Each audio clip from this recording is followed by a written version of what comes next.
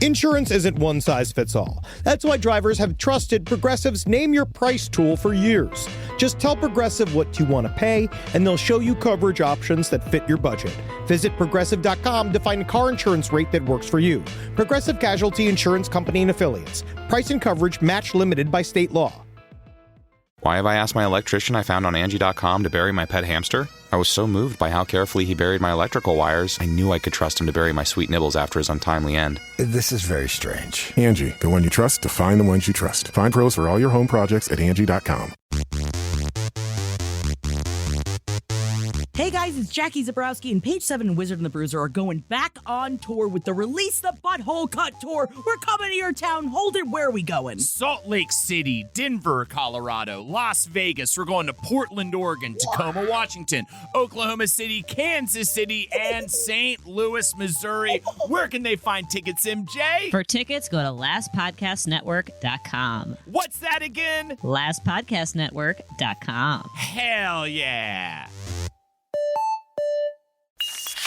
There's no place to escape to. This is the last podcast. On the left. That's when the cannibalism started. What was that?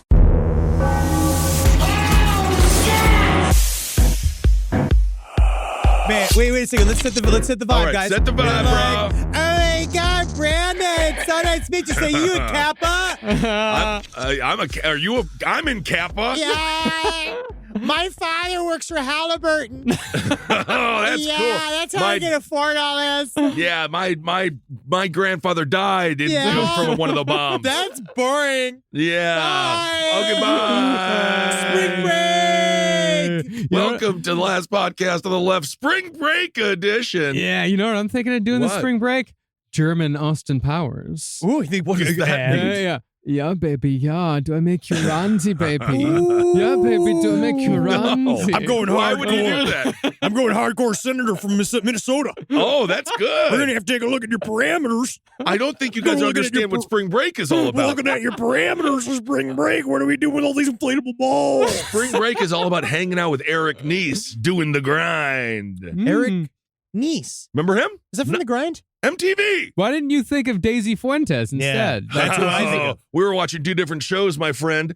That's the show inside the show. Eric's abs. Daisy Fuentes is fine. I love Daisy. I love Daisy Fuentes, and I miss her. Yeah. I'm not fucking. What? I'm not. What? It's spring break, dude. Yeah, absolutely. There's no rules on spring break. So yeah, baby, yeah, do make you randy, baby. That is disturbing. Okay, today's episode, we got a best of. We're talking cryptids. Yes. Also, if you do see a cryptid this spring break, take a photo, send it in, make the show. Make the show. We are having a little bit of a spring break here because the elves that are inside of the podcast factory, Fernando, Madeline, Kelsey, Kelly, We need time off. We're exhausted. Right. We have the whole crew, right? Joe. Oh, God. They all gotta sleep. We are just so tired. They are. We're whipping them, and we're Yep. all we do all day squeeze content from their little hands. Yeah. But now they get to go down to South Beach. Yep, they can do that. They're They can released. Channel their LeBron James, go to South Beach. They can go anywhere they want. Yeah. As long as they're fucking back here exactly 1 week from today. Thank you. Ready to work. No, that's great. Honestly, we want to say a big thank you to our entire crew Yeah. here at LPN. Wow. They work their asses off. Thank you very much. Enjoy your time off. Your paid time off, your PTO. All right, yeah. now you guys are self-congratulated. Compassionate capitalism. But what we decided to do is Wow. put together it's a cryptid best of. It's a bunch of our old chunks of podcasts we have not listened to in a very long time. I'm very excited for you guys to hear this. I want us to do another cryptid episode soon. We will. Which we will do. We shall do indeed. Okay, enjoy this best of cryptids. Live from your grave. Marcus, let's just start off. Do we want to start off with the first footage that was ever filmed of the Sasquatch? Absolutely. That would be the Patterson-Gimlin film. Okay. And Sasquatch has been... by the way, 9 out of 10 times, that's a snuff film. Absolutely. Well, that was all their previous movies, and then a bunch of just like pictures the of Sasquatch them just showed up. And yeah, him just videotaping his own butt to see if he had pimples on it before it went up to date. And this is the video that I'm sure every single one of you have seen. It's a very short picture that was filmed on October 20th, 1967. It's the one that has Bigfoot just casually strolling along. They say that it was a female Bigfoot that they originally had caught squatting and taking a shit next to the river. Mm-hmm. Oh, well, no girl wants to be caught doing that, even a Bigfoot girl. Yeah. And, of course, the Bigfoot also has gigantic hairy tits. Holy Lord. Mm-hmm. Yeah, love them. Love them. Get in there. And as you can see, you say the Bigfoot's taking a shit, looks very annoyed as it's walking away. And you wouldn't think that an animal that is just generally an animal would look annoyed. So you think there's something special to the Bigfoot brain, something special that might make them ashamed of a public poo-poo? Yeah, just a little bit more human than the simians. We're going to say, you say ashamed, but it really just comes down to it's inconvenience. And I'm just really surprised it didn't. This is the thing. This is the only thing I would say is like that makes me believe it's a hoax. Is that wouldn't it attack them? Right. You know, like if you film me taking a shit, if you bust into my house and film me while I'm taking a shit, I'm coming at you. But I mean, you got poo-poo in the butt. You didn't have time to wipe. It's got that squeaky feeling. You just want to get back home where you can finally hop in that shower. Yeah, and Patterson and Gimlin were also both armed. Yeah, well, yes, and two horses as well, which are terrifying beasts. Yeah. Yeah, but it was just with like nunchucks. These guys are they are a couple of clowns, but they may have made the only piece of footage about Bigfoot that actually exists, because I mean people fight it all over the place though. Mm-hmm. Let's pretend this film is real. Where was it shot? It was shot in let's see here, California. Okay. Yeah, right outside super of northern Orleans, California. And what year Six was Rivers National Park. Six River. And what year was this shot in? 1967. Okay. So I guess so the weed was sweet and music was jamming. Oh, Jimi Hendrix was just on the scene. Was that? This is just me setting the scene. Well, it's the streets of San Francisco were filled with hippies looking for answers, making questions. Yeah, that's the thing. It could have just been the lead singer of the Grateful Dead on a terrible bender. What was that fellow's name? That would have been Jerry Garcia. Jerry Garcia, I'm sorry.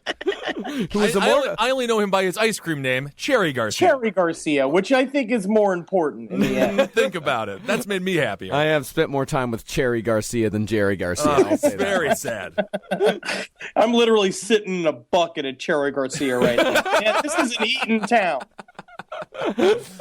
Well, here's some interesting background for both Patterson and Gimlin. Patterson died of cancer in 1972, and Gimlin didn't talk about the subject until the year 2000, when he finally began giving interviews and making appearances at Bigfoot conferences. Now, here's my question for you. Because his cash ran out. Exactly. Yeah, how excited was the guy who finally got Gimlin for the Bigfoot conference? Excited, then immediately like, oh yeah, that's why he hasn't spoken in 30 years. He knows nothing. Because he's taking all the free ketchup packets out of the Burger King, going like, well, you never know when you need some free ketchup. Like saying like stuff like that. He's sleeping on the couch. Yeah, like lingering while your girlfriend's in the bathroom. Exactly. I wish ketchup packets would have those funny sayings like the Taco Bell packets. I don't even like hot sauce. I just take all of them and laugh. What I love it here too is I was reading this like one little bit here, and they were saying that when they finally captured the beast, he said you characterize the creature's expression as one of contempt and disgust. Mm-hmm. You know how it feels when the umpire tells you one more word and you're out of the game? That's the way it felt. Doesn't sound. Can't get enough of those little league analogies. Let's go for some of the criticisms of this film. We can go through some criticisms of it, and can we get to the positives first? What are there? The positive is that it looks like a monkey. The positive is that it's a bit, whatever it was very big. Are there any scientists that think that this is a legitimate possibility? Absolutely. And these are real scientists. Yes, these are real scientists. Okay, so they do have some support. There's this guy, Grover Krantz, that he points out mostly let's first say that his first name is Grover, and that's a problem. Mm-hmm. Any if your name is Rupert or Grover or like Hedgehog. The only thing a Grover could ever invent accidentally is the Chia Pet. Well, one thing that a lot of anthropologists have tried to do to actually authenticate this is that they can look at how the person walks, and they can compare how a human walks to Bigfoot or how Bigfoot walks compared to a chimpanzee. But the only problem with that is the film is done at 24 frames per second. The frame rate isn't high enough to actually distinguish that with any kind of scientific credibility. However, how convenient. Interesting. However, what Grover points out is he mostly points out to the dimensions of the creature, how gigantic it is. He points out that the tremendous width of the creature's shoulders, he estimated at 28.2 inches after deducting 1 inch for hair, or 35.1% of its full standing height. Which you also have to do with Ed Larson in order to see if he can fit in a cubby hole. He had a full standing height of 78 inches, or 72 inches of its walking height, which is a bit stooped crouch and sunk into the stand. The creature's shoulders are almost 50% wider than the human mean. For comparison, Andre the Giant had a human ratio of 24%. Holy shit. So whoever this was fucking massive. However, I will address that later, the gigantic creatures. Only very rarely do humans have a shoulder breadth of 30%. Krantz argued that a suited person could not mimic this breadth and still have the naturalistic hand and arm motions present in the film. He also says that the figure's stride, center of gravity, and biomechanics aren't consistent with a human's biomechanics, center of gravity, and stride, just that this thing moves very strangely. Okay. And this does not account for the fact that he may be a skilled mime or character actor. Mm-hmm. This is California, after all. Think about it. And so Krantz also showed the film to a man named Gordon Valiant, who's a researcher for Nike shoes, who says he made some rather useful observations. A researcher for Nike. Put them on your feet. I think tie them up. It's the laces that keep them on. Isn't that weird? Some people don't use the laces. That's weird. Mm-hmm. It ain't spaghetti. I heard, but I eat it. So, after all these years, you did have some anthropologists, some mainstream scientific community anthropologists, which all of the Bigfoot supporters call the mainstream scientists, the MSS. Okay. Mainstream scientists, MSS. It took me a little bit to get there. It's a lot to get to. Yeah. That's fine. There's a lot. That's one thing I'm discovering about all of this stuff is there are a lot of acronyms. They love a lot of acronyms. They love them. Very hard to get your brain around. So some anthropologists did come out. One even wrote a book in support of it. However, in 2002, Philip Morris of Morris Costumes claims that he made a gorilla costume that was used in the Patterson film. Oh. He says that he discussed his role in the hoax privately in the 80s, but first admitted it publicly in 2002. He claims he was reluctant to expose the hoax earlier for fear of harming his business, i.e. giving away his performer's secrets, which would widely be disregarded as disreputable, much like a magician going on the Fox network and showing how all the tricks are done. Interesting. That's an insult. He did an insult to that magician guy. He did. That is unfair. Yeah. There is definitely a fight in Philip Morris's past with his father that he definitely seemed to have lost when his father said, "Get into the tobacco business. It's going to be huge." And he's like, "Fuck you, Dad. I'm making costumes." Well, Morris said he sold an ape suit to Patterson via mail order in 1967, thinking it was going to be used in what Patterson described as a prank. Well, when you get that from the mailman, make sure to scream, "My bride!" My bride. Ordinarily, the perfect costume for my monkey drama. This is strange. I did not know this. Ordinarily, the gorilla suits he sold were used for a popular sideshow routine that depicted an attractive woman changing into a gorilla. Whoa. Ooh, yeah. That is a sticky theater. Ed's mother. Yeah. And after the initial sale, Morris said that Patterson telephoned him to ask how to make the shoulders more active and the arms longer. And he said, here's why I said this is why the creature's walk is so strange. Morris said, the Bigfoot researchers say that no human can walk that way in the film. Oh, yes, they can. When you're wearing long clown's feet, you can't place the ball of your foot down first. You have to put your foot down flat. Any scientific explanation that begins with when you're wearing clown feet, like, makes me just shut down. Yeah.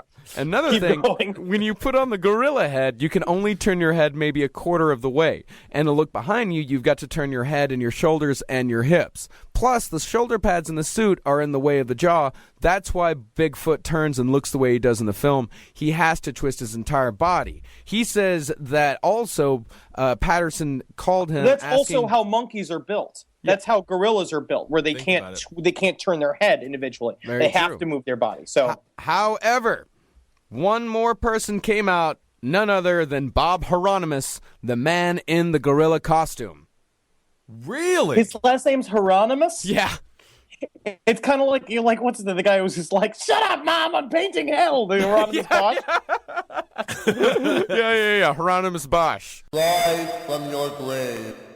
This podcast is brought to you by Squarespace. Squarespace is an all-in-one website platform that helps you stand out online. Yes, that's right. You don't have to smash your face with a hammer. You can just start a business. It's got everything you need on Squarespace, from securing your domain to building a professional site and showcasing your work all in one place. Let's say you want to show everybody how you can carve your ribs out of your lower abdomen so that you look more like a Ken doll. That's amazing. You can bring your vision to life with AI-powered design or curated templates, plus flexible editing tools that help you create something that truly reflects your style, especially if you are somebody that is trying to corrupt the young men of America. That's what Squarespace is really going to help you. Squarespace makes it easy. It makes it easy for you to put all that together, and you just go to Squarespace and do it all. Thanks, Braden. Head to squarespace.com/left for a free trial. And when you're ready to launch, use offer code LEFT to save 10% off your first purchase of a website or domain. Summer means freedom. And for adults, summer means work next to freedom. But thanks to Mint Mobile's summer sale, it can almost feel like the work is playtime for the adults. Right now, all of Mint's plans are $15 per month, even unlimited. Free yourself from Big Wireless and switch to Mint Mobile for high-speed data and coverage on the T-Mobile 5G network. It's so well connected, I could call from anywhere. Deep from well within my bunker, where my AI-fueled robots slowly but surely toil for me, but I know for a fact I'm saving money on my phone plan. Or up above, where I'm training all of my giant Amazon female warriors who will fight in bulletproof mesh. Also, honestly, Mint Mobile's really cheap, and it's really reliable, so you should use it. To get your new wireless plan for just $15 a month, go to mintmobile.com/LPOTL. That's mintmobile.com/LPOTL. Cut your wireless bill to $15 a month at mintmobile.com/LPOTL. That's it. There's no catch. Upfront payment of $45 per 3 months, $90 for 6 months, or $180 for 12 months. Plan required, $15 per month equivalent. Taxes and fees extra. Initial plan term only. Greater than 50 gigabytes may slow when network is busy. Includes up to 20 gigabyte hotspot. Capable device required. Availability, speed, and coverage varies. See mintmobile.com. You're walking around a nice, quiet neighborhood. It's a beautiful spring early evening, and there's many picturesque gardens along the street. When suddenly, you notice a strange little figure with a bright red hat and bushy beard. Come here, you fuck. That's a very rude gnome, Pamela. Yeah, come here. Show me your ass, you fuck. I think we're in the bad part of Gnome Town. It's staring out at you through the bushes. What is it? Come over here, you want to see? I see my foot-long gnome dick. I thought they were supposed to be cute and nice. That gnome is Yeah, I take my pointy hand and shove it right in your fucking ass. You walking around acting like you're all tall. This isn't as magical. This is not as magical as I thought it was going to be. Yeah, I got my dick stuck in a fox's ass early this morning. Oh, you did? Yeah, I do whatever the fuck I want. My name's Terry. Oh, all right, yeah, Terry I'm the the Gnome. badass gnome in the fucking... Oh, look at this beautiful corn. All right, Terry. I'm the happy Gnome. all of a sudden. I can't believe how thick these squash are today. I guess I could go ahead and shove it up my ass. Well, you were being pleasant for a moment, but then you mentioned the squash up your ass. And I was very we're just much gonna enjoying Pleasant Terry. Yeah. Yeah. a lot of people like it when I'm Terry- nice, but everybody else can go fuck themselves. Terry, how many cigarettes do you smoke daily? Can gnomes smoke more I or less? smoke one cigarette. It takes me 9 hours. 9 hours for one cigarette. I got a tiny mouth, in case you can't tell. Unless you want to, it'd be perfect for sucking your dick, you fucking tiny I see, because monster. I have a small dick. That's nice, Terry. It's Thank you. Terry. No one fucks with me. I'm a Siberian gnome. Oh, wow. Of course, Siberian gnomes are known to trounce around with trolls. Yes, the Siberian gnome has been the most affected by crossbreeding. Yeah, which just sounds like rape. Yeah. Gnome rape. Different type. So let's go through all the different types of gnomes. Yes. Well, first of all, the adult male gnome weighs about half a pound. Wow, a half a pound. Yeah, the adult honey, I female- am just feeling so fat. I'm telling you, I feel like a 3/4 of a pound today. 3/4 of a pound. You look at you fat bitch. Well, Terry, again, I didn't invite that sort of comment. Leave that door fucking swinging open for old Terry. He's gonna stick his tiny big ass boot in there. Well, it's difficult to have a tiny I got big a ass big boot. foot for a tiny dude. Yeah, shove it right up your fucking meat piece. Terry, you've changed. Yeah, bring me a beer so I can drown in it. The average height of the gnome is 6 I think inches. there's a gnome in this beer. Somebody in Milwaukee, Wisconsin, as they crack open a PBR. Oh, that's Terry the drunken you're gnome. hammered, man. You're hammered. It's like, no, dude. I think There's a fucking gnome in my straight up fucking gnome beer, in my man. fucking beer. This beer's fucking cheap. It's like a mean fucking drunk troll. Get something nice, you No. fucking. You got something to say to me? Like, you can fucking take me? So, but I was also reading about how gnomes are very durable, but how you could grab a gnome and throw him across a room and it bounces off a wall and it's totally fine. Oh, yeah, I believe that. All the sorts of fun things you could just fucking make up. Yeah, So I read a story where a man found a cat choking on a gnome. He squeezed the cat's neck until it spat it out, and he thought the gnome was dead. So he kind of laid it out on his table, It's kind of saying, adorable. "Honey, look at this. This is a dead female gnome, Right. naked as a jaybird." Died and I woke up in hell. I woke up in hell. And he comes, wakes up the next morning. The gnome is missing. Oh, wow. Every time. Turns out she's just playing dead. Playing that typical It gnome was a trickery. naked female gnome? It was a naked female gnome. That's Apparently, weird. the That's cat- a weird element to that story. Yeah. Yeah, and I looked and I flopped around its little gnome's boobies for a second, just, because no one was looking. Got a bizarre little gnome First boobies. of all, I know that I can write a little post about this in my blogosphere called Raping the Gnome. Raping the gnome. But of course, the gnome wife's husband came back, thanked him for saving his wife, and they That's had nice. a good crop of barley that year. Here's a blueberry. That's very nice. What am I doing with the Yo. fucking blueberry, gnome? Get me some cash. Always Where's sucks the money, blueberry. gnome? Well, there's another story about a gnome being saved, and the man asks, "What? I want 3 wishes." He gives him a big, big nugget of gold. That's nice. And then he takes it to town. He tries selling it, and they say, "You're just a simple woodland farmer. What are you doing with all this gold?" And he said, "No, but a gnome gave it to me." And they Sure. said, "Get to the back of the bus, mister. We're Wow. not buying your bill of sale here." They didn't believe him, huh? They didn't believe him. Oh, that's insane. They threw him in jail. Oh, come on. Gnomes, it's like those genie things where it's like the gnome does things and you can't believe you got to beware what gifts you receive from a gnome. Yeah. I agree. Yeah. A chunk A of gnome gold would be also nice, though. the male wears a peaked red cap. Yes. Well, let's go back real quick. Let's hit up the types of Yes, gnomes. So we've discussed the Siberian gnome, the edgy Terry type gnome. Yes, the Siberian gnome. He is centimeters larger, so he's the bigger gnome. Okay. He Yes. is. He associates freely with trolls. Wow. And in certain regions, there's not a single gnome to be trusted. That would be in Siberia. The Siberian gnome takes revenge for even the slightest offense by killing cattle, causing bad harvests, droughts, abnormally cold weather, and so forth. The less said about him, the better. The better. Don't even write about it in a fucking website about gnomes. Because That's God right. knows what this guy's going to come up with. He showed up here and be like, "Yeah, I raped your wife." Well, that sounds like a Stop typical it, thing for you to Siberian do. gnome. That's not fucking cool. The- Why Yes. did you rape my wife? Because her fucking gash was open to me and I hopped up in there. Yeah, Terry. Yeah, Terry. Terry's gonna fucking slide it in and out till she has an orgasm.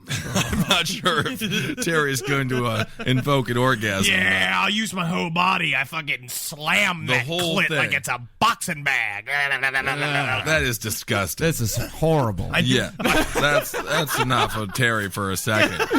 Just a moment. We got farm gnomes. Yeah, we got farm gnomes. They resemble the house gnome, but it is of they're a like more... Uncle Tom gnomes. Yeah. These are fucking gnomes have been put to work. Yeah, they are of a more constant nature, and they are conservative in all manners. The house gnome is a special sort, however. He resembles an ordinary gnome, but he has the most knowledge of mankind. Gnome kings are chosen from this family of gnome. Okay. They're good-natured, always ready for a lark or a tease.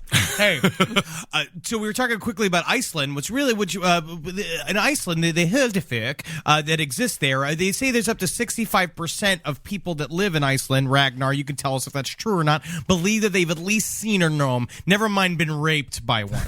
Well, I don't know how many believe that they've been raped by them. I think you're making that stat up. I don't know. 68% have been raped by a gnome, but only 65% have seen them. So 3% just can't believe they were raped by a gnome? Yeah, they don't realize they just sat on a Twinkie. Yeah, that happens. And so, It's a weird way to eat. But what's really interesting, so it's very common there. Another thing we discover is with with a lot of gnome sighting, and what they say is like hidden people, like elves, tiny people. Right. As a lot of times it coordinates with places of heavy UFO activity. And another thing that correlates with that is that when they talk about Iceland, the thing about Iceland is that it's sitting on a bed of moving lava, right? And so Iceland, on a sort of geological standpoint, is still like being formed. And so there's something to the idea that because it's in constant transition and there's something going on underneath it has an effect on the mentality and, of course, like this, even the psychic state of people living around there. I would say the volcanic gases probably cause a fair amount. Yeah. And the other thing is... Also, magic mushrooms are fucking everywhere in Iceland. You see a lot of gnomes on magic mushrooms. I'm sure if you spend all day just being like, Grandma's making stroganoff tonight, and she's just like been eating fucking golden rimmed fucking like brown berry mushrooms out there, and she's just like dancing on the ceiling, and then she's like, "Why are you supposed to be making stroganoff, Grandma?" And she's like, "The colors. I'm a rainbow." Oh, that's great. That's beautiful. I love Grandma. I love going to Grandma's house. There's also a thing called house gnomes. Mm-hmm. Which are excited. But it's like there's a crop circle. Like crop circles are also formed around natural aquifers, and like all these things where it's like when sort of heavy geological activity is happening, that's when you see a lot of sightings of these types of things. So that's I'm not all... farting. It sounds like I'm farting constantly, but there's drilling going on upstairs. Someone is doing some construction near our not quite soundproof studio. No. Do these gnomes enjoy sort of aquifer-like situations? They like some swamplands and things like that? Can I read the daily routine of the gnomes? Please do, sir. After sunset, the gnome house comes to life. Even without windows, they know when it begins to get dark. And besides, the field mice begins to toddle about them. Time for me to wake up. The lady of the house steps out of the alcove bed, puts on her slippers, and shuffles off to the stove, where she belongs. Well, Henry put that in there himself. Where he gets the fire underway by adding dry leaves to the embers. Oh. Next, she puts on a couple of pails of water on the heat, if her husband wants a bath, that is. and a kettle on for tea. She then goes to the bathroom to make herself presentable. And he's sleeping this whole time. Oh, he's deeply asleep because he's got work to do. Right. When she leaves the bathroom, her husband waits a few minutes, then pokes his feet out of the alcove bed, sometimes with morning mumbles and grumbles. He then steps into his slippers and hangs his nightshirt and nightcap on a handsome wrought iron peg. Oh, that's nice. Except if you're a poor gnome and then it's a nail fucking buried in a fucking board. Yeah, that's sad. He looks on approvingly as his wife empties hot water into the tub. Testing the temperature, he then steps to this bath. I hope it's the right temperature. In bathing, he takes a couple of handfuls of dried soapwort, Saponaria officinalis, from a tray hanging on the wall and splashes it around in the water to produce an abundance of suds. He coughs a little bit because he's a raging alcoholic who smokes constantly. While mother and father are thus occupied, the children set the table for breakfast. In the meantime, father dries himself. Right. which is quite a great image of a gnome drive. Yeah, it would be really quick. How big is a gnome towel? You think 4 inches. 4 inches? The gnome itself is only 6 inches. Yeah, that's the thing. I feel like that's a pretty large. I use a 9-foot towel. Oh, That's okay. only because I burrito myself. Right. After breakfast, his wife prepares a snack for his night journey, a hollowed acorn filled with tea and a bag of biscuits. Sweet. The biscuits, taken from various grass seeds,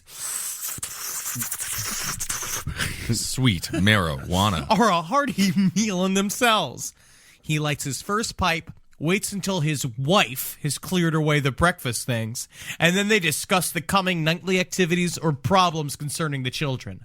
I think little Bobby Gnome is going to kill us in our sleep. Most likely, honey. I'm Most afraid likely. he's going to take a tiny fucking gnome AK-47 to his school. Oh, that would be adorable. The first A little gnome gun. Yeah, Nolumbine. Yes, Gnome Columbine was one of the, Columbine. that was one of the saddest then- moments in gnome history, wasn't it? Yeah, they blame Marilyn Gnomeson. Yeah, Marilyn for his Gnomeson. dark gnome music. Yeah, of course. The beautiful gnome. The beautiful people. The beautiful gnomes. The beautiful gnomes. As he enters the outside, he checks out the terrain for a few minutes, and if it is not yet dark enough, the gnome waits beside a friendly rabbit until deeper darkness falls. His activities what at happened? night. His activities at night may be some of the following. He could go to the forge, pottery, or sawmill. He may go to his herb garden and either sow seeds, weed, hoe, prune, or harvest. He may take care of the firewood supply or pick berries. Everything that can be done during short, sultry summer nights, long, cold winter nights, velvet black or moonlit nights, rainy nights, etc. And just before sunrise, if the gnome's activities do not cause him to seek shelter elsewhere, which means he can go fuck whatever he wants. That's the thing, yeah. I'm he sorry, returns but home. I'm sorry, wife. There was a kitty cat that was waiting for me outside of the hollow log. Yeah, and it throated me over and over again like you won't do. I'd love to watch a little gnome juggly club, you know? That'd be kind of fun to watch. Rise from your grave. So this next guy is someone that a lot of people out there probably would have heard about, especially if you're really into aliens. Yep. The Flatwoods Monster. Well, this is my favorite kind of regional monster because you hear a lot with Mothman as well. A lot of these stories are often paired with UFO sightings. I love it because to me it supports the idea that there is a grand paranormal theory that like aliens and these monsters and elves and fairies and shit are all the same thing. Don't look at me like I'm crazy. I'm not even looking at you. I'm trying to. I looked away. Yeah, you gotta look away. I have a series of beliefs. The one fun thing about this with the Flatwood Monster, he has a little scooter with him. He's got his own little He's got mobile. like a Dr. Robotnik, Yeah. like a Green Goblin Professor type. X thing. Yeah. Which is very fascinating. Well, the first sighting of the Flatwoods Monster was in 1952 when a group of kids saw a flying saucer crash into the land out of the sky. They went to go check it out. Of course, they saw a large pulsating ball of fire. Uh-oh. Which is really cool because this was also witnessed by a bunch of people. This was seen by like a couple dozen people. Some they made a adults big in deal. there. They called the police station because they thought there was a downed aircraft, and so a bunch of people went out to go see what they saw. And the great show on the History Channel introduces us to an investigator who has been working on the case for 20 years. 20 He years. hasn't had a wife in 20 years.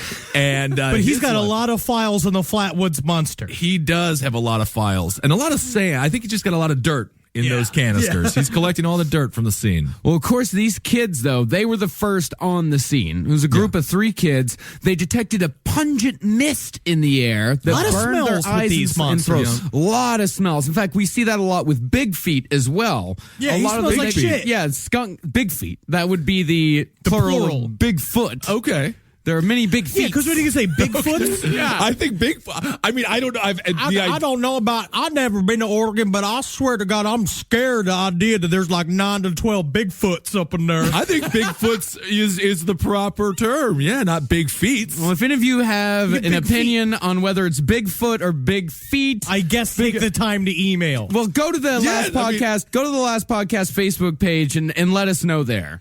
Big feet sounds like a whole nother creature. No, he's not like he's only got one big foot. He's got 2 big feet. Okay, so if you want to make an argument that the whole thing is wrong, Yeah.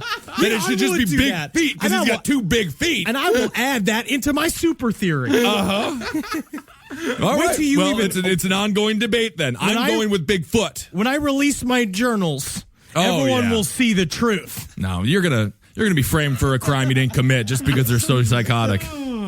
So they go out there with their flashlight. They're looking at the object that is a large glowing ball on the ground, and they see off to the left 2 glowing lights in the trees. They shine their flashlight over, revealing a creature which is said to be at least 10 feet tall, a red face, bulging non-human eyes, and shaped like either a heart or the ace of spades. Yeah, people saying it's ace of spades, and it looks specifically very artificial. Now, which is really interesting because you're going to hear there's several other sightings of this monster, which we'll hear right now, and apparently this is some sort of costume he was wearing or some sort of protective suit.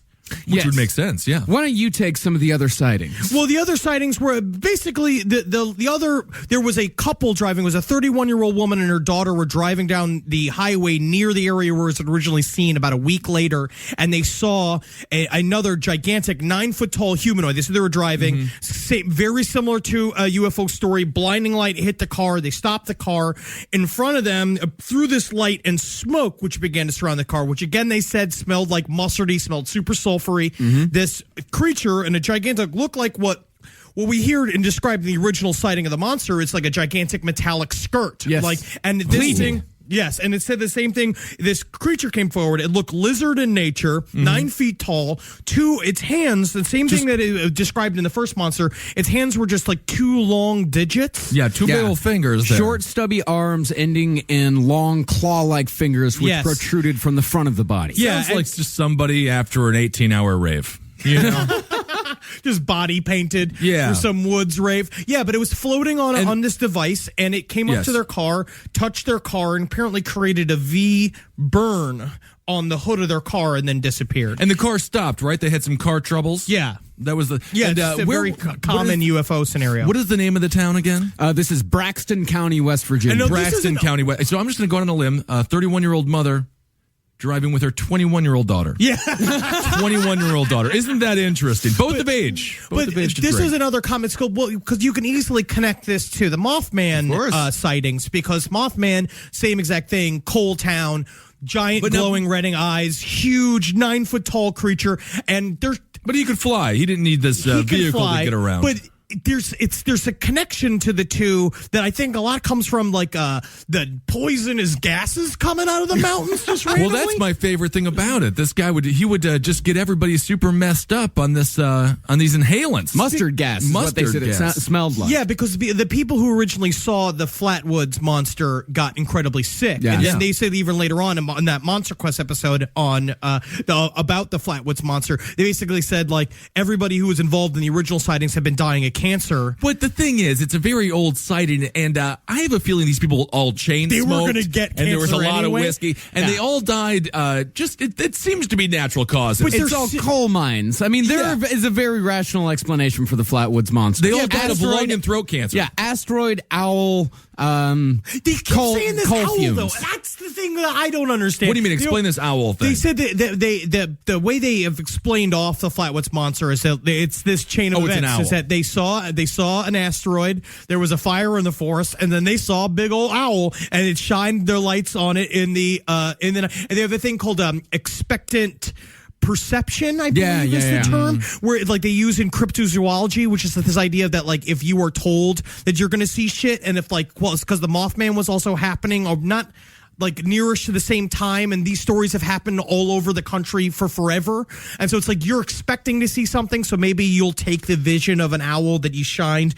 a flashlight on and make it into a giant monster. Expectant reality. Not only that, but in 1952, this was when aliens and UFOs were all over movies, they were all over comic books, television. These kids, they see something flying out of the sky. Remember, they're children, and then they will see what they want to see. They were in their teens. Yeah, they were in their teens, but still, these are the types of kids that are going to be seeing that type of stuff. And the short type of protruding limbs with claws, it's owl claws. Yeah, but how big an owl is it? Yeah, I mean, owls can get pretty big. They can't get 9 feet. I mean, they can't. Well, if they're up top and you see if they're on top of, say, a bush or something like that, because it was also described as being green in nature, the actual pleated skirt.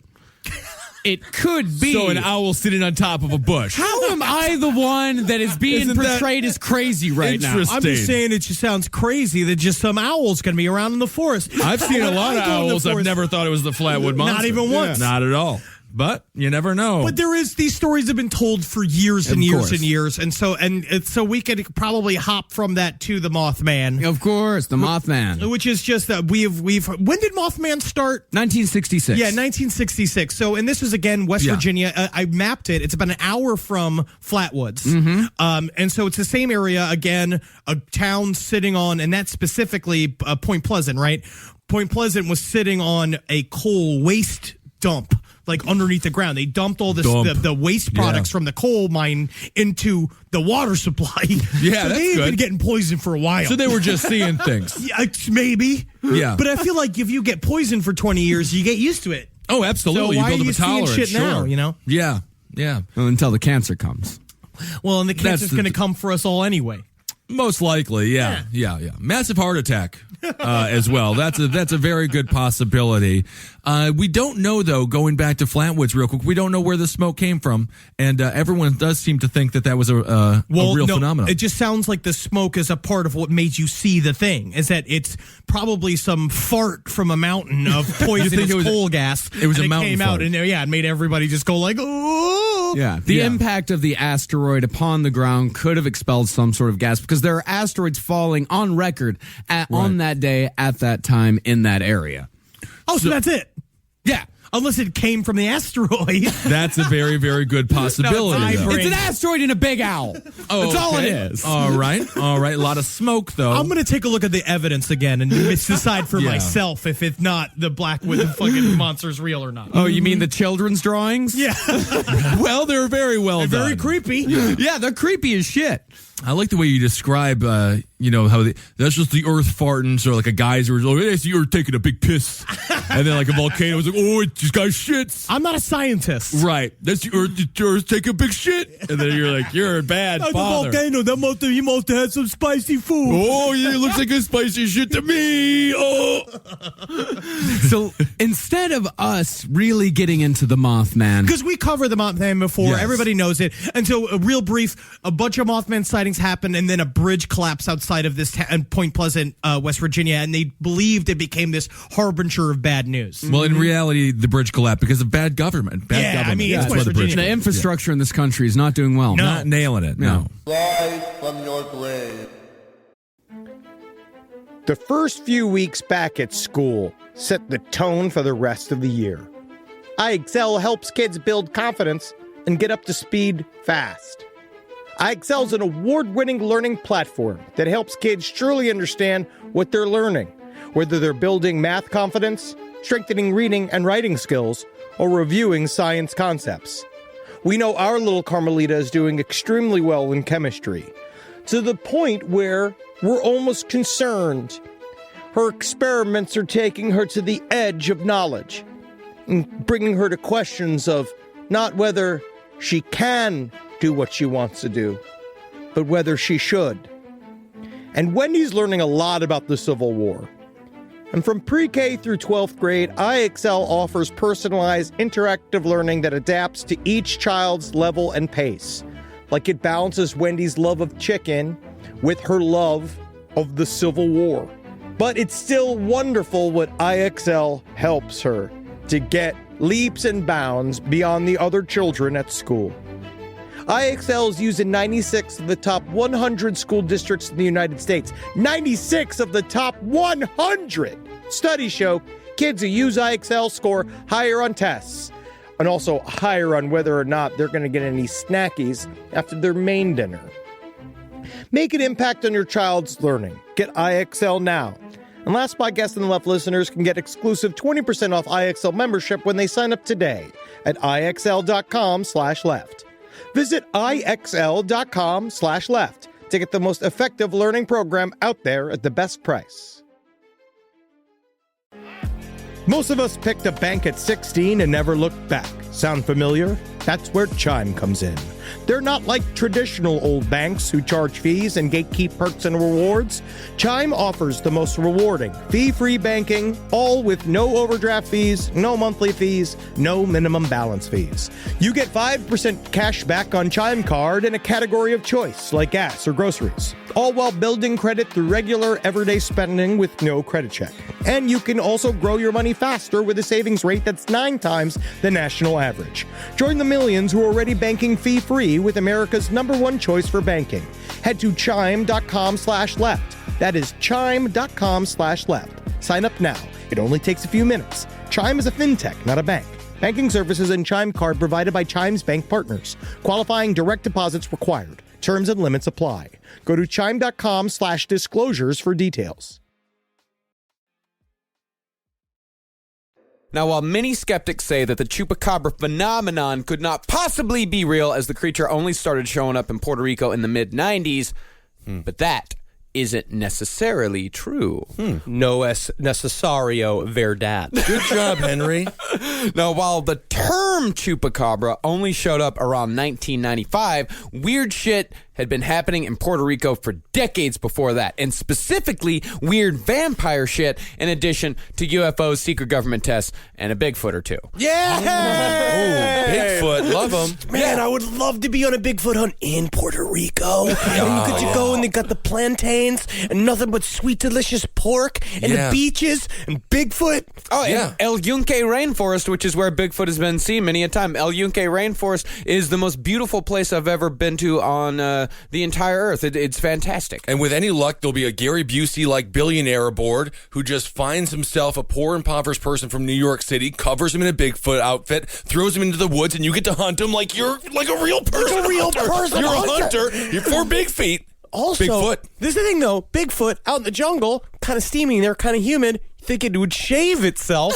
Probably looks like a normal, big, fat, ugly person. But before we get to all that, let's cover some of the original mid-90s sightings. Now, a woman named Madeline Tolentino reported that she witnessed a creature that was 3 feet tall, ran on 2 legs in a strange hopping motion that will become important later. Remember that! Sounds like Lieutenant Dan from Forrest Gump. It had large black eyes, bony fingers, long arms and legs, and a feathery line running down its back. But another witness who saw that creature closer up said that those feathers were actually sharp spines. And that witness was also close enough to see that the creature's mouth was full of fang-like teeth, perfect for goat sucking. Well, I don't want to get ahead of ourselves, but did they get married? Did they get married? Did they get married? The thing is that I don't necessarily see fangs and think, oh, that's good for sucking. Normally, what I'd like to see is a long tube with a bunch of like... You're talking about a proboscis. Yes, like spines at the very end of it. Now, that's good for sucking. Well, that is a good point, and maybe we can get that answered. How do they actually get the blood out of there? That's very true. I mean, there's a lot of different theories. How are they getting the blood out of there, Mark? Oh, you know what it was? Twirly straws. Every Chupacabra comes with 3 twirly straws. Have fun with it. Make it fun. Make it fun. Now, this wasn't even close to the only sighting in the mid-90s. Nick Redfern, author of Chupacabra Road Trip, interviewed a farmer named Jorge who lived in a small village and raised roosters for cockfights, an industry that legally pumps $100 million a year into the struggling Puerto Rican economy, employing 1.2 million people. Literally. Wow. And their baseball teams literally cost about $10 million a year. Well, we were talking before the show, out of all animal fights, cockfights are probably the most reasonable. I mean, I dated a girl in high school whose dad was a cockfighter, and he treated those animals wonderfully. This is technically some sort of validation syndrome because you chose to sleep within the cockfighting mafia. Well, right? You know what I mean? So you chose to love on the wrong side of the tracks, the cockfighting track. You see, roosters, again, I don't feel like they have that very many emotions. No. Until I saw chicken people. Oh, so you're going to come here and tell me that that's chickens don't have emotions and they should be allowed to fight each other? Well, I think it's the people that are broken inside that implant their emotions inside the chicken. Maybe and you then are correct. It's sort of a reflection. I do want to say, though, the girlfriend that Marcus had, her father told her she must break up with Marcus because she's dating a Chupacabra and he will kill the entire fighting flock. He's got those spaced apart teeth. Perfect for sucking. Leave him. So one night, Jorge woke up to the frightened cries of his beloved roosters, but decided it wasn't worth going to check on that night night his chicken's freaking out isn't exactly a rare occurrence. Yeah, why didn't he even wake up? All chickens and roosters do is scream. But when he woke up and took a look at the cages where the roosters were kept the next morning, he found that all of them were dead. Now, while one might think this was merely one of many of Puerto Rico's wild dogs having a good time, the only wounds the roosters had received were 2 neat puncture wounds on their necks. Furthermore, the roosters have been completely drained of blood, although it is possible in a lot of these Chupacabra cases where they say they're drained of blood, they say there's no real blood around, so they assume that there's no blood left. As Redfern points out, lack of blood at the scene might just mean that the blood of the roosters had merely pooled into the lower parts of their bodies, as that does tend to happen once a heart stops pumping blood. See, I had that happen to me on Sunday because I had sat on the couch for approximately 12 hours. And eventually the blood does pool all the way down. Well, I suffered from blood clots growing up. Okay. Well, honestly, though, they keep saying this. All the blood is gone. Total la sangre is vaccinatio. I'm not sure how to say gone. No, that's not right, yeah. But it's never all the way gone. In order to get all of the blood out of something, you need a proboscis. Yeah. As far as I'm concerned. Or you got to shake it. Well, we've never actually caught a Puerto Rican Chupacabra dead or alive, unlike the Texas Chupacabra, who has been caught dead many a time. This woman on Monster Quest, there's a woman who's being like, I found the Chupacabra on my land, and I knew it was because I had never seen a canine form such as this. She chopped off the head of the corpse of this dead dog and froze it, put it in her freezer around her family, brings it out, and the guy, the cryptozoologist, she brings out this frozen head of a dog. He's like, well, there's a first time for everything. Look at that. That's a dog. Yeah. Always nice to have a severed dog head in your freezer for months. Well, the only actual evidence that we had of the Puerto Rican Chupacabra forensically was a bunch of chicken feathers that were supposedly covered in Chupacabra saliva. Ooh. But once they were finally sent for DNA testing, unfortunately the sample had degraded to a point where it was useless. And there is somewhere a farmer wiping his brow of sweat. Because he is like, if they find out I'm licking my chickens, I will be embarrassed. Ham. You I like best. You are my favorite chicken. You will be so succulent. How big and supple your breast. I just want to go fight. Can I go fight? Oh, hey, be the coop. First, I would like to go fight. You're my sweet little loud, salt lick, delicious little chicken. If the Chupacabra would just come and save me from this hell. But the lack of blood wasn't the only strange thing about the crime scene. All the chickens had been locked away in separate cages when Jorge had gone to bed that night, but by the morning, each cage had been unlatched to get at the sweet rooster inside. This suggests a human culprit with opposable thumbs. But how could a human drain that many chickens with no light to guide him? As this was a small village, there were no street lamps or anything like that, and how could said human get away with no footprints? He was floating on a bunch of balloons. That's possible. Like in the movie Up. Ooh, I like that movie. And then there's the matter of the hair. Jorge found a tuft of coarse hair stuck in the wires of one cage that had been particularly roughed up. Jorge gave the tuft to the cop who showed up to investigate the dead chickens. Cop said, I'm gonna go have it analyzed, but Jorge never saw the hair nor the cop ever again. Well, I mean, not a cop. That was a stripper on the way to a bachelorette party. Yeah, but also it just seems like you got a man named Jorge who lives out he calls the cops over and he's just like, the goatsucker has come to my house, and literally they're just trying to shut him up. Mm-hmm. Right? Yeah. So they look at the thing, they see a bunch of coarse hair in there. They should naturally assume that a Greek man has just gone rooster wild. Sure.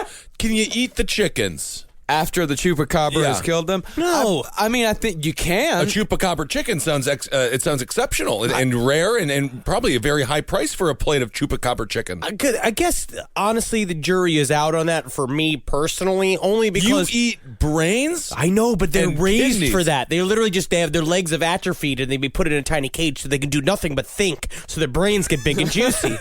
Oh, is that what they do when they put chickens in cages? So they can think. They can think. They get big and juicy. So then, but my head, people also collect roadkill and eat roadkill. Well, you can't. It's legal in many states. Varmint stew. Yep. They call it varmint stew? Some people do. Probably could give it a new name. Probably could call it Lubbock stew. Well, I think it's the same thing. But I don't have a problem call with it that. a good Aspermont soup. Yeah, why not? This is more of a stew than a soup. It's just a name. Yeah, we'll call it truck tire stew. Shout out to our listeners in Aspermont. Oh, absolutely. Rise from your grave.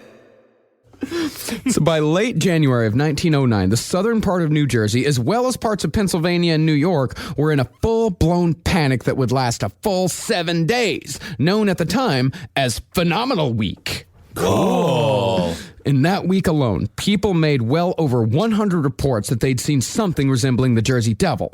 The whole thing started with a man named Thack Cozens, who saw it flying down the street in Woodbury, New Jersey that Sunday. Oh. Then, when a cop in Bristol, Pennsylvania reported that he'd seen the creature and it even took a shot, the thing became a little bit more real because a cop had seen it. Of course, and he tried to shoot it immediately. I mean, he had to at the time. He thought it was holding a weapon. Over the next few days, strange tracks started appearing in dozens of towns across southern New Jersey and Pennsylvania. And on January 19th, a Mr. and Mrs. Nelson Evans were woken up by a strange creature outside their house in the middle of the night. This is the account as told by Mr. Evans. It was about 3.5 feet high, with a head like a collie dog and a face like a horse. It had a long neck, wings about 2 feet long, and its back legs were like those of a crane. And it had horse's hooves. I believe it was married to Matthew Broderick. It walked on its back legs and held up 2 short front legs with paws on them. It didn't use the front legs at all while we were watching. My wife and I were scared, I tell you. But I managed to open the window and say, "Shoo!" And it turned around, barked at me, and flew away. I believe it said its name was Sarah Jessica Parker.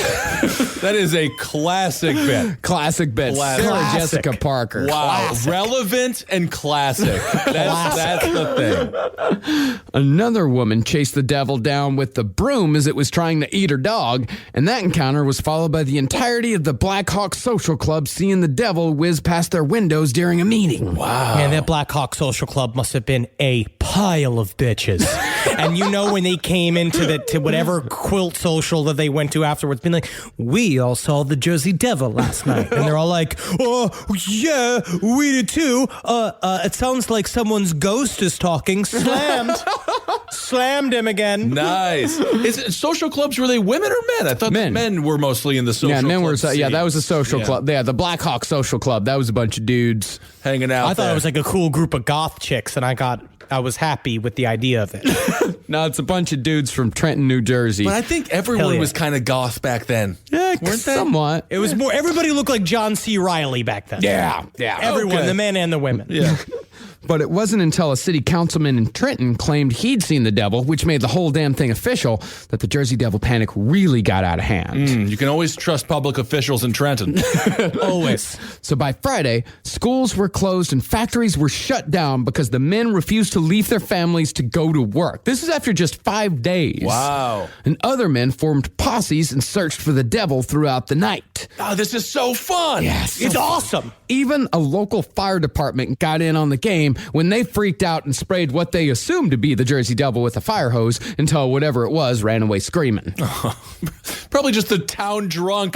Just a guy. Man. Just a guy with like elephantitis who's just been like, "There's just no reason for this treatment. I'm the only one in this town who knows how to do taxes." Everything settled down by the end of January, and the sightings of the Jersey Devil have been sporadic at best ever since. Okay. With one of the most gruesome happening in 1966. Says you though, Marcus, because every single person I know that I texted the 2 people I know from Jersey, and both of them said, "Oh yeah, I got a Jersey Devil story." And then when you watch other docs and like the Monster Quest episode about Jersey Devil, everybody's got a story which involves been like, "We were out. And we weren't completely straight, but we had only a couple of beers. We're only smoking a little bit. And next thing you know, I'm looking at a dog horse with bat wings. And it's like, they all say the same shit. Yeah, it's the exact same story over and over again, except for this one in 1966. This is another clip from Mother Leeds' 13th child from a cop who responded to a call about the Jersey Devil attacking a farm. The time I was called here, Mr. Silkoch advised the station that he was missing numerous ducks and some other type of animals. I arrived at the scene here. At this time, he advised me that he was missing 31 ducks, 4 cats, 2 dogs, and a few geese. Apparently, some type of animal had come in and gotten these fowl and his animals and taken them off somewhere. And either just killed them for the sake of killing or had eaten some of them. No other animal could have done that. No, it had to have been the Jersey Devil. 31 ducks. But they fly. Was it by any chance coming upon winter? I love cop talk so much. I love and upon the scene of the crime, all 30 plus 1, that is 10 plus 10 plus 10 plus 1, 31. Trenta uno in Italian. Ducks, the fowl, the waterfowl, with marble texture to their wings, to their feathers. The ocular, I don't know what the scientific word for feathers, John. Do you know? They were disappearing from the scene. They do let you know everything they know. Everything they know, yes. Rise from your grave. Yeah, I mean, if we're going to talk lake monsters, we would be remiss if we didn't start with the most infamous lake monster of all time. The biggest and most famous cryptid that we have yet to cover here on the show. No. Choose Choose wisely. Choose wisely. What's it going to be? Jack Nicholson on a sub, eating a sub. Jack Nicholson on a boat eating a Subway sandwich. That is my favorite. I had to go through a series of people, but then I was like, oh, they'll be mad at me. They'll respect that person. But Jack Nicholson, because he's doing so well, eating a sandwich on a boat, that's my kind of sea monster. God, it's my favorite. Loch Ness Monster. Talking about the Loch Ness Monster. Oh, okay. Oh, this guy. Yeah. Now, when it comes to a location where a cryptid might live, it's hard to do better than Loch Ness. Loch Ness is the largest body of freshwater in all of Britain, and other than a few vacationing middle-class Englishmen, it was largely unspoiled until 1933, when some of the loch's surrounding forest was cleared away to give easier access. And some of Loch Ness's entire situation was ruined by next week's topic, which I'm actually very excited for, about what his... We're going to cover deforestation? We're going to talk what's going on in Brazil right now? No, that's like season 25 of last podcast on the left, when it's just talking about how, like, bugs are also kind of evil, and windgrass attacks. I love that. I can't wait to read the bugs are also kind of evil script. That'll be great. Some organs look weird. Yeah, they describe do. the stomach. Yikes, weird. Furthermore, Loch Ness is not a singular body of water. The River Ness connects the loch to the sea, which conveniently gives Loch Ness believers an excuse when people ask why Nessie isn't being constantly spotted by the hundreds of thousands of observers who have been coming to the loch since the 30s. He goes out the big dude. Oh, I see. He's got a big dude. That's what it is. Well, he's got to. Everyone's trying to punch its vagina like Marcus Parks did. I did not punch the Loch Ness Monster's vagina. You would if you could. I know you would. Absolutely. Yeah, I know that about him. Mm-hmm. However, people do tend to see something out there with fair regularity, and there's a reason for that. The loch's waters are often terribly calm, and the high shorelines cast shadows and reflections that cause small objects like birds and small animals like otters to appear much larger than they really are. What does the otter do? Swims, eats. That's it? That's okay. You seen him? He puts the blocks of the different shapes in the proper slots. Yeah, I just don't know how an otter survives other than like for fun on Instagram. Turning tricks. Whoa! Yeah, it's a sex worker of the lake world. Oh my. In addition, wakes from boats passing through the loch, of which there are many, can be reflected from the shores to form a standing wave in the center of the loch long after the boat has passed out of sight, which could easily be mistaken for the wake of a large creature swimming underwater. And it also has a lot of like weird channels underneath it. It's got a weird bottom to it where they say that things can hide or whatever. But it does seem to be, more than anything, every time they've taken pictures of what could be. There's a recent picture of a Loch Ness actually that came out like several months ago that came out. But It was a big fish. Well, but it's fun if you just call it a Loch Ness monster. And what's the difference? That's what I mean. Now you're getting on my page. Yeah, honestly, the water is still full of the scariest of all the creatures as far as I'm concerned. If you call it a tuna sandwich, it becomes a tuna sandwich. That's what Subway did.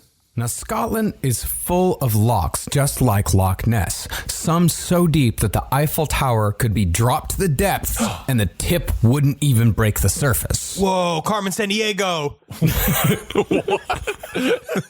Wait, is she in the Eiffel Tower under the ocean? That's where she put it. That's where she put it? I don't know. Carmen Sandiego, you were trying to find Carmen Sandiego. I don't think that she had anything. Did she have anything? She would steal important historical figures and landmarks. That's why you were trying to find Carmen Sandiego. I thought she was just a missing person. What do you think? She thought that she was just like guilty of rape or something? Yeah, like Roman Polanski. I don't know. I thought everyone was just trying to find Carmen Sandiego. I honestly was like, someone kidnapped her. Like, what is she, from Utah? Like, what's going on? Wow, you missed the whole point of that show. What documentation did they have? She would say like, ha, ha, ha. They'd see her in her helicopter lifting up the Eiffel Tower going, ha, ha, ha. So she was evil. Yeah, she was the villain. Wow. A cappella sang the theme song. I remember that. Well, because there are so many lochs in Scotland, the Scottish, like many folk who develop societies around large bodies of water, have a plethora of folklore involving terrifying water monsters. Most disturbing is the shape-shifting kelpie, also known as Ekukya, which roughly translates in English as water horse. Whoa. I wonder why they went with kelpie as opposed to... It's something Scottish. Scottish has old language. They don't think they have Gaelic. Is it the same as Gaelic? I mean, they're that. That's Gaelic. That is definitely Gaelic. Okay, no, that's not the Gaelic I know. Wow, Sergeant Gray, we're here. We're ready to be guests on your show. 39 and holding. Well, ironically, water horses are always encountered on land and can be identified by the seaweed tangled up in their mane and their wet skin. If an unsuspecting or foolish soul decides to climb upon this mystery horse, they would find that the water horse's skin is also highly adhesive. Whoa, sticky horse! That is not a game you want to play with your grandfather. And the water horse will gallop straight into the loch, taking the stuck and screaming victim down to the depths where they meet a horrific death by drowning. I know what I saw! Wow. Look at that guy over there molesting that horse to death. Wow, that is horrible. Really, I cannot think of a worse fate. So do you die from the drowning, or do you die from them destroying your entire body? In this fantasy, you die from drowning, but it does sound like what could have happened is they got by a boa constrictor, and you could call a big snake a water horse if we're getting into creative names for things that we don't understand. Call it a freaking anaconda. I don't think they ever had boa constrictors or anacondas in Scotland. Yeah, well, I don't know if they have jungle snakes in the lochs. I don't know. I don't know what they have over there. Something can get wandered over there because then you think about maybe during the Roman times when they spread deep into the Anglo-Saxon territory, they could have accidentally have brought with them various exotic animals and littered them throughout these areas. This is actually a theory that I now in my Starbucks addled brain I actually think is it's literally Noah's Ark. I think it's just a lesson that's don't get on a strange horse. What? I would never touch a horse. That was the horses. Wait, that's the lesson you got out of this? Well, never touch a horse. Specifically, the water horse targets children by pretending to be tame and gentle. Its back... Oh, yeah, come on, kids. What you do? You're playing a game. I'm a fun talking You know, it's horse. weird that you have that to try to attract me, a child. It's the most You're the biggest creepy child thing I could... I've ever seen. No, I don't like that voice at all. Oh, yeah, come on, get on me, long child. All right. Well, the water horse's back will all actually lengthen to accommodate as many children as are present. Then, once all of them are glued on tight, the water horse speeds them to their doom. Sweet. Honestly, there's so many kids in Scotland and in these areas. They have a lot of kids. I mean, sometimes it's good to have someone to take out like 8 in one go. You got to help the town have enough corn. get this thing some training, make it a bus driver. Why not? The kids are already on there. That'll be kind of a fun way to show up to school until you have to unstick yourself from the sea serpent, and you probably will lose the back of your pants. Honestly, we're really building out our cryptid high school, like, pitch right now. Cryptid high school. Whoa. Yeah. Well, in one folk tale featuring the water horse, one of the children actually cuts off all of his fingers in a bid to escape. Fingerless, he then watches as all of his friends are carried off into the water, which of course makes him the one who survives to tell the tale. I was training to play the harp. Oh, that's really sad. Now I've got to use my feet and my dick. Yep, you're going to have to become a drummer. Strangely, many water horse stories are very similar to vampire folklore. Sometimes, a water horse will take the form of a man or a woman, then shapeshift into a horse instead of a bat when it comes time to eat the victim alive. That's scarier than a bat. Yeah, why would they ever be a bat? There's something terrifying about just like Kissel waking up, Kissel standing above my bed, just being like, I got lost going to the refrigerator. And then all of a sudden he morphs into a horse. Yeah. That's scary as fuck. You'd be like, And then starts eating you alive. Get on, I'm sticky. I think a horse eating you's actually got to be fucking painful. Yeah. You're going to want to hop on me now. I'm sticky. Okay, good. Better get out there while the stick is fresh. Yeah. There's actually even a water horse story in which the creature shapeshifts into a horse and chases his victim all the way back home, but is unable to enter because, like the vampire, he must be invited inside before he can cross the threshold. Interesting. Wow. Mm-hmm. Wow, this would be great for horse girls. Wouldn't they want to turn into a big... Dude, horse girls... What's a horse girl? They're girls that they normally have very long hair, and they are obsessed with horses. In school, I'm surprised you didn't see some because you were from farm areas. Well, we where had cows. Oh, someone who does... someone who's obsessed... Like, girls that are obsessed with horses, a lot of the times, they're particular. Right. They're an interesting bunch, lonely, loving horses, the solitary nature of horses. They're the only ones that the horses can understand. The horse is the only thing that they can understand. My question is that, like, do they want to turn into a horse, or do they just want to have sex with one? Well, it seems like their perfect man would be a centaur. Ooh. I do know some horse girls who had the experience of riding horses all the time were quite fond of riding the horse. Well, a lot of if times. you know what I mean. Yeah. Wink, wink, wink, wink. That's what happens when you tell a woman, better get in. Water horse is sticky. Well, that's the only reason they get away with all the bestiality. No one can see it happening. This is ridiculous. Double standards. What? They can ride the horse. I say, oh, she's just she's into charcuterie. What's that called when you ride? She'd have to ride the horse upside down. She'd have to grip onto its That's what they do. Like she was hugging it.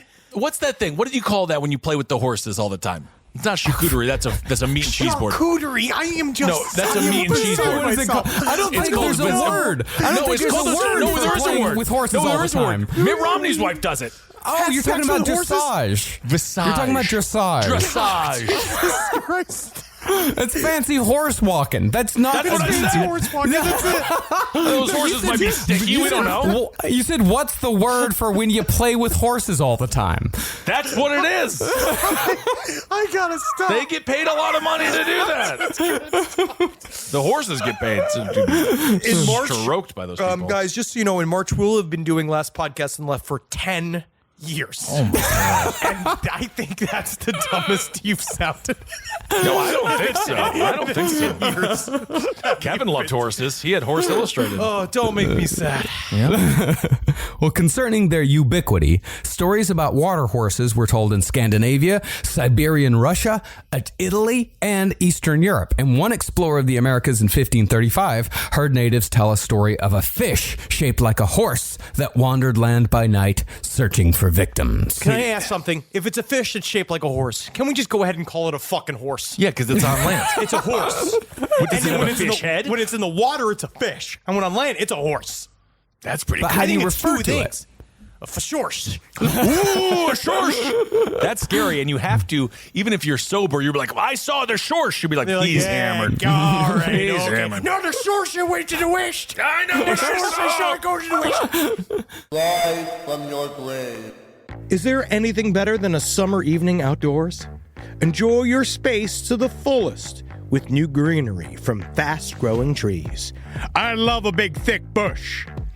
Fast Growing Trees is America's largest, most trusted online nursery, and they can send me a big, thick bush any time of the day. It arrives at work. It arrives at my car. I can pinpoint on a Google map where it is. Send me a big, thick, brown bush. And they send it immediately when they have it, because sometimes the shaver comes to town. I remember one time I ordered a cherrywood tree from Fast Growing Trees. And my God, I couldn't cut it down, no matter what my father told me to do. I had to lie to him about it. And next thing you know, I became the first president of the United States of America. And even you can become the first president of the United States of America with Fast Growing Trees. Right now, get up to half off select summer planting essentials, plus get an additional 20% off your first purchase with code LEFT at checkout. That's an additional 20% off at fastgrowingtrees.com with code LEFT at checkout. Offer is valid for a limited time only. Terms and conditions apply.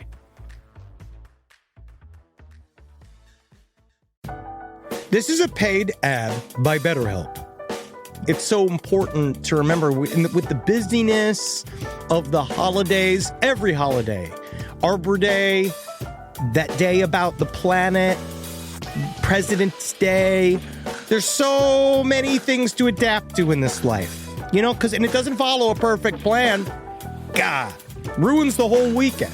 But therapy with BetterHelp, the world's largest online therapy platform, it can be a space to pause, reevaluate, and adjust to any unexpected changes. With over 30,000 therapists worldwide, BetterHelp is one of the leading online therapy platforms, having served millions of people globally. BetterHelp makes it easier to fit therapy into your routine. You're in good hands, too. BetterHelp therapists have at least 3 years and 1,000 hours of hands-on experience, and hold all required education, training, and certifications. It's easy to do, and the help is better over there. You don't have to navigate life's changes alone. Sign up and get 10% off at betterhelp.com/lastpod. That's betterhelp.com/lastpod. Now, our next cryptid today has been seen much more than just once, but it still fits the postulation that these creatures are slipping in and out of our dimension. But this one, like many of the others we'll discuss later, seems oddly in between human and animal. That's what people even say about us, but look at us. I'll show you I'm a human being. I'll show you my butt. Sure. Now, I believe we've already talked about this creature at some point in the past. I think it was on one of our early Adult Swim live streams. But in the context of this episode, the story of the lizard man of Scape Ore Swamp bears repeating. So on June 29th, 1988, a 17-year-old named Christopher Davis was driving home from work in the early morning when he blew a tire near the edge of the Scape Ore Swamp near Bishopville, South Carolina. Hello, my name is Attire. Save it. We got live shows this weekend, all right? We need to fucking burn through this shit now, all right? Wait till we get to stage this weekend. He got out of the car and changed the tire, but just as he was finishing up, he heard the thumping sound of something rapidly approaching. No!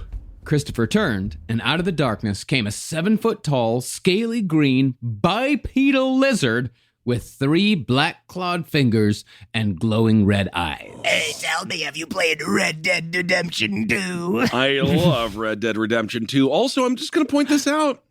A lot of height shaming going on today, guys. There's no height Where's the shaming. short cryptids? Where's the little troll cryptids? I've asked about doing tiny creatures, which we did gnomes once, and we will eventually do, because there is a whole chapter in the Inhumanoids on hirsute small creatures.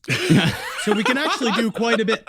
Okay. No, I mean, we are, most of the creatures we're talking about will be 7 feet tall. I do have I have a couple of little ones for you coming up later, so you won't feel too bad, but it's just, I'm sorry, Ben, most cryptids are gigantic. They're either tall, they're very, very tall. That's how they are seen over reeds. Well, and of course, that would be because they're intergalactic and the gravity changes, so they would be taller now, wouldn't they? You know what? That's the first fucking point made today. Absolutely. What's extremely odd about the lizard man or lizard men is that they seem to have a particular aversion towards automobiles. and as a result, don't really pay much attention to human beings. Now, this is a great topic on Coast to Coast AM. If you look up Lizard Man, there's a lot of Lizard Man coverage in Coast to Coast AM. And you know why? It's because George Norrie cannot physically understand why lizard men hate cars. Because he's stuck on this. And this whole time you're like, well, I don't understand. These lizard men could go so much farther than South Carolina if they had themselves some form of vehicle. Yeah. Why do you think they're scared of? Is it because Fords are fixer or bear daily? But he's very mad. And then most of the people say this. And there was one cryptid hunter on Coast to Coast AM whose main thing is like, can you even imagine how many lizard men must have been mauled and hurt by traveling vehicles? Sure. Because when it comes down to it, they're skittish. You're more scared of us than them. And they shouldn't be because they're scary. And we're not, right? Well, cars are very scary for a lizard man. Or they say lizard men get clipped entity? by cars. Yeah, they say that they take their rage out on these cars because they're getting clipped by them all the time. I believe it. When Christopher Davis saw this creature, he jumped in his car and tried escaping. But before he could take off, the lizard man attacked the vehicle by ripping off the mirror and gouging the roof. I mean, imagine if you are a creature that has slipped in from another dimension, you keep getting hit by cars and killed by cars. You don't know what a car is, so you just keep attacking the car. You think the car is your natural enemy. You don't know that the little thing inside is actually the thing that you should kill. Yes. Honestly, a car is just a cryptid Kinder egg. You tear it open, and then you get your little prize on the inside. Oh, you have the screaming little meat in there. Exactly. It's like a big clam. Play with the person like they're a bicycle. And Jurassic Park, Tyrannosaurus Rex has the moment where it starts attacking the car like it's a person versus like as an animal it felt. And Tyrannosaurus Rex was just so upset because it couldn't touch its own balls. Christopher did get away without any further damage. But that summer, multiple cars in the vicinity of that swamp were vandalized, with ripped fenders, deep scratches, and bent antenna, amongst more destruction. I will give credit to some of the crypto hunters on Coast to Coast AM, because George Norrie does, and he never does this, but he did pose the question, now, maybe there's some form of natural explanation for these lizard men. Oh, wow. Could be some form of dinosaur caught in a time machine. And you're like, no, that's the natural explanation. That's him. That's I mean, him. we used to do the same thing when we were just like teenagers. We used to rip stuff off of cars and stuff. But No, only lizards can do this. Oh. But where's one broken crypto hunter who was like, that's an interesting question, George, about whether or not it could be a natural phenomenon, because the one thing I will say, and I will duly blame, is that we got a highway running through here. You don't know what comes off these circus trucks. These cryptozoologists are so afraid of the circus. They bring it up in each episode. It's very valid. They blame the circus. They're like, these circus, one of these creatures come up on one of these circus trains, come up in there. These circus don't report it. These circus don't report it. They don't report it. They're felons. No, because when it comes down to circus, they're slimy. A con man coming around here telling you what your weight is. I'll tell you what my weight is. Right? I'll tell you what. You think that's a big lady? Oh, this ain't bigger than my Aunt Tom. Yeah, you can put a beard on anyone. Yeah, absolutely. Yeah. No, remember we were, what was the one that we did the live show bit on many years ago where the goat axe, the axe with the big gigantic goat? Yes, the whole thing was that it had escaped from a lightning storm, had like a big fucking thunderbolt had struck this fucking train, this circus train, and now this creature is hanging around underneath this bridge killing teenagers for the next 30 years. But the way that this cryptozoologist talked about circuses, it's as if he survived something wicked this way comes. Where he was so scared of the circus, he's like, they ain't got no rules. They live their everyday jobs and they run out and now they're spinning on poles. Some of these people going there, they're wearing nothing, wearing a bikini, jumping on top of a horse instead of being an accountant. Trying to say, I don't have a real job. Just because I wanted to go. Because I wanted to go. I wanted to flip upside down. I think there's a lot of people with the vendetta against the circus for one reason or another. Maybe they lost a family member. Maybe they wanted to be a carny and were rejected because they were too sober. You actually have to be very skilled to join the circus. I know. Honestly, please, God, please be skilled if you are running any amusement park ride. Oh, yeah. I don't think they are, though. No, they're not. Be very careful on those. No. We were in Kennywood, and every employee, honestly, at the most, was 13 years old. Yeah. Yeah, same at Coney Island. But I trust the kids at Coney for some reason. They I don't know seem why. sharp. For some They reason. seem- Because they've been raised watching the coaster go. They should know how to work it, right? They're just there on the boardwalk, They've absorbed all of this information. Yeah. Well, in one lizard man case, a couple of weeks after Christopher's encounter, a couple reported that their car was covered in teeth marks and scratches. And when police investigated, they found some hair and a muddy three-toed footprint. Oh. Now, the lizard man or lizard men, they laid low for about 20 years. How about lizard women? I mean, that's true. Sure. Lizard people. They can actually change sex really easily if they are an amphibian, so it should actually be a lizard person. You've answered your own question. Then, Yep, I did, didn't I? Good work. Well, my fucking TED Talk. Good work. They also might have just returned to where they came from for 20 years. But in 2008, a woman named Dixie Rawson walked out one morning from her house to find that the front half of her van was chewed up by some obviously large creature. I know this was my ex-husband, Steve. Does he eat a lot of cars? I know what he tried to do. Blaming it on lizards. Something had bitten through the front grille. Both sides of the van above the wheel wells were bitten as well. And the metal trim was bent as if it was made of nothing stronger than paper. This woman also reported a trail of blood. And according to her report, a good number of her 20 cats were missing. 9 is a good number. Jeez. Okay. I would say good number is 7, because if it's 9, it's almost half my cats is gone. But if it's good 7, number. that's a good number. I'd go 5 to 7. Yeah, you're right. 5 to 7 You're in there. Because 4 isn't a good number, a small number. Yeah, 5 to 7. Once you hit 20 cats, are you even counting? At some point, I would imagine that I would have counted the same cat 3 or 4 times. Yeah, you can't tell them apart too often. Yeah. Well, 7 years later, a different woman claimed to have gotten a picture of the lizard man, but that picture is almost certainly a fake. Oh. This somewhat famous picture shows a confident, muscular, particularly rubbery lizard man striding through a clearing in a wooded area like he's got the fucking biggest dick in town. He might. He might. He could. I will say, you know what I saw that was actually pretty realistic was a drawing of that picture. Oh, okay. It's actually much more realistic than the picture itself. Fantastic. Well, the woman claimed that she took the picture when she was leaving church, I suppose trying to lend Jesus to her honesty. Mm-hmm. But while the picture is fun, it's also obviously a humbug. The H word. Yeah. And speaking of having fun with the lizard man, in 2017, the South Carolina Emergency Management Division tweeted a warning about the upcoming solar eclipse. They said paranormal activity increases during solar events. That's and so we don't cute. know. We don't know. That's so cute. I love it when the government makes funny little jokes. It's like they said, maybe there's a lizard man that maybe they're more active during solar I eclipses. don't know. Hold on. It's so funny. Maybe they are, but they're advising the residents to remain vigilant against That's the car so fucking munchers. funny. That's so fucking funny. It's like drop bears. That's so fucking funny. It is funny. Do you know that 45 grand spent each year on the fake tracking of Santa Claus at Christmas? Nice. That's taxpayers' money. Yes. Well, okay. 45 grand, huh? No, I think very they just make it up. I don't know if they're really looking for him or not. Yeah. I think it would be irresponsible if they were using HARP for We it. would have shot him down in many, many years. I mean, we're already testing out the electromagnetic rays that we're using to maybe knock Testing down out. orbs out of the sky right now, which is actually probably what happened at Roswell as well to bring that all the way full circle. So. Okay.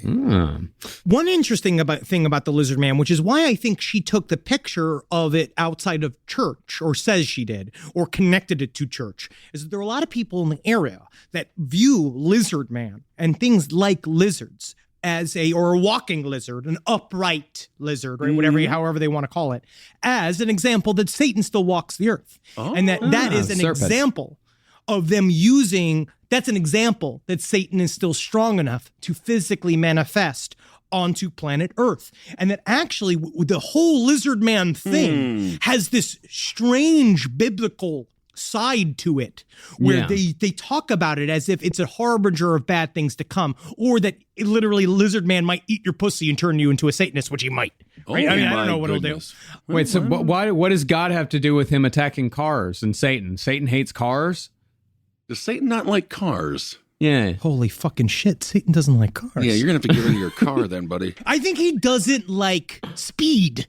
Okay. I think it's like things Take it slow. You're here for a while. But because they connected also to the idea of the reptilian aliens and how the reptilian aliens, if they are real, right? The idea they feed off of negative energy and the constant division about whether or not are aliens angels or aliens demons, and they use that to kind of say this because they kind of lump Lizard Man into this kind of pan pseudo-religious idea that cryptids are demons.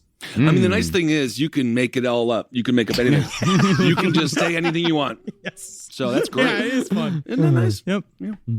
Now, one of the things that I often hear people lamenting is that these sorts of encounters seem to be in the past. That sightings and weird shit don't happen anywhere near as much as they used to. But with just a little bit of Googling, and mostly with the site phantomsandmonsters.com, I found that people are still seeing weird shit all over America almost every single day. And much of it is entirely unique. Well, last year, during the height of the quarantine, we talked with our buddy, John Tenney, who talked about one of the weird anomalous things that he was hearing reported quite a bit was those floating hairy squares. Yeah. In Detroit, as a matter of fact, I believe. Yeah. Multiple people from different areas who had not talked with one another. It's covered in hair, floating through. Really and in my mind, there's, is that ball lightning? Is that and is the ball hair lightning. Something that just kind of static? Or is this newfangled, now are America's finally accepted obsession with orbs? Who knows? Well, one person in Tennessee said that his father was transporting some goods through Mont Eagle. Okay. Why did you make goods sound nefarious? Because I mean, that is what people transport. He just said goods in air quotes as if it's just corn. Because you'd say corn if it was corn. Yeah, you know when you say goods, it's purposefully vague, and I don't trust purposefully vague when it comes to transportation of goods. Yeah, it's women in a U-Haul. Wow, all right. But this guy's father said that he saw something that night that, quote, rubbed him the wrong way. I hate that. In the middle of the night, this goods transporter saw a cat-like creature with abnormally long legs and a short torso. They got to get Jackson Galaxy out there. I won't be tamed. It had a notably ugly face and was sitting on a brick wall on the side of the road, perched feet flat and knees bent. I'm just living my life. Why you guys all hating on me? Let it live its life. Come on, I am. There's some people like me. I don't know. The creature was at least 4 feet tall, and while it had a body like an animal, its face was human-like, but unsettlingly deformed. All right, what do you want from me, right? You want to be more cat-like, and then I will be fine? Because I'm human-like, I'm deformed? Is that what this is? I'm actually fine. I think you're super cute, cat weird thing. Yeah, do you? No, I don't think you're that cute. Please don't cat fuck I'm me. more human-like than cat-like. No, you're not. You're still more of a cat. I'm not going to fuck you. Yeah, don't fuck the cat, remember? No, I do remember. That was a test. Similarly, 2 people in Northern California saw a creature with animal-like features, but like the creature in Tennessee, the whole package was put together in a bizarrely random and uncanny way. I love mixed-matched animals. I love that. This is my favorite part of cryptids is that stuff where it's just like, I don't know what happened in between dimensions. Yeah. They all just get scrambled up. Yeah, a whole bunch of horrible, horrible taxidermy. These people said that they were on deliveries when they saw a creature near a disused rail yard at about 11 o'clock at night. This odd creature, waist high with the features of a cat or a rabbit, something in between, was standing on a trashed out boxcar. Okay. Once it was noticed, it quickly skittered off on 2 hind legs. It's a little cabot. It's a cat rabbit. And even more unsettling was its face. The face was extremely round, unsettlingly round. What's with the round? I don't know. It sounds just like Thomas the Tank Engine. It's I know not that he's bad. fake, man. Yeah. If I saw a fucking talking train, I'd become a domestic terrorist. Yeah. And like the creature in Tennessee, this creature wasn't quite human, but it wasn't quite animal either. Rise from your grave. There it was, everyone. Hope you had a fantastic, 90 minutes of pure cryptid heaven. Oh, we don't know. We'll never know. We don't know. 5 minutes. Okay, everyone. Thank you so much for listening. Hope you learned a lot about things that may or may not exist. Either way, did it get you laid? What are you talking about? It's still real to me, damn it. I know. It's still real to me. I did just catch you looking at the Bigfoot subreddit. Of course. That's where I am. That's where I lurk. High strangeness, cryptid lore, Bigfoot fucks. Let me just see what they're saying. Dude, no, look, here, right, but you want to see this? This is actually, you guys were all talking. I did a close-up on a frame of Patty. That's what. Yeah, look at this. Enhanced. They show it's more of a man. No, it's an ape face. We have. This is why the jury system doesn't work. This is from the Patterson Gimlet video. Someone enhanced on the face. And Ben's saying it looks more like a man. Henry is saying he looking like a Bigfoot. And Marcus. And I'm saying that he looks like George Murazan. However, he could also be a Bigfoot. We don't know. He wouldn't allow the government to have his DNA for his 23andMe, which I think all giants should be forced to submit to. All right, everyone. Thank you so much for listening. Hail yourselves. Hail Satan. Again. Magustalations, everyone. Why don't you go out there and cover some stranger in suntan lotion on your spring break and just hail me. Just say that straight into their butthole. That'll be nice. Yep. This show is made possible by listeners like you. Thanks to our ad sponsors, you can support our shows by supporting them. For more shows like the one you just listened to, go to lastpodcastnetwork.com.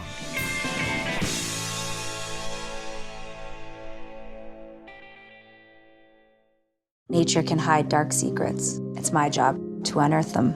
My name is Anna Pigeon. This Friday, I'm a law enforcement ranger. I need you to put your hands on the ground. don't miss USA's newest drama series. If you even touch one hair on the park's head, I'll stop you. Based on the best-selling books. For Anna, solving crime is second nature. I'm not letting him get away with this. Why do you care so much, Anna? Someone has to. Anna Pigeon premieres this Friday at 10 on USA Network. Shipping, billing, admin, payroll, marketing. You're managing all the things, so why waste time sending important documents the old-fashioned way? Mail and ship when you want, how you want with Stamps.com. Print postage on demand 24/7 and schedule pickups from your office or home. Save up to 90% with automated rate shopping. That's why over 1 million small businesses trust Stamps.com. Go to Stamps.com and use code PODCAST to try Stamps.com risk-free for 60 days.